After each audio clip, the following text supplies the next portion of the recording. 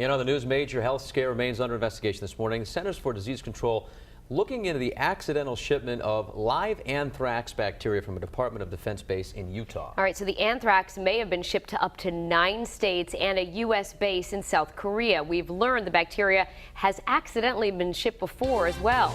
Eyewitness News reporter Madeline Wright is live in the studio with the details. Anthrax can be deadly, and right now 4 Defense Department workers here in the U.S. and up to 22 in South Korea are taking antibiotics for possible exposure. The Pentagon accidentally shipped samples of live anthrax from its Army lab in Dugway, Utah, to a lab in Maryland. The samples were supposed to be inactive, but last week lab workers notified the CDC after realizing the bacteria was able to grow. The samples were part of a batch shipped to Osan Air Base in South Korea and labs in 9 states: Maryland, Texas, Wisconsin, Delaware, New Jersey, Tennessee, New York, and California. When asked how many states received live samples, a defense official said, as a precaution, it's safe to assume they're all live. The CDC is now confiscating the samples for testing and investigating how this happened.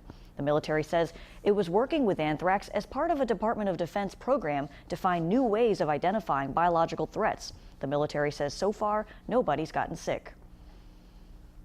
No known risk to the general public, and there's no suspected or confirmed cases of anthrax infection.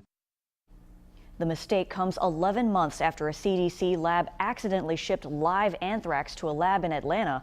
More than 80 workers were tested for exposure. Thankfully, none came back positive.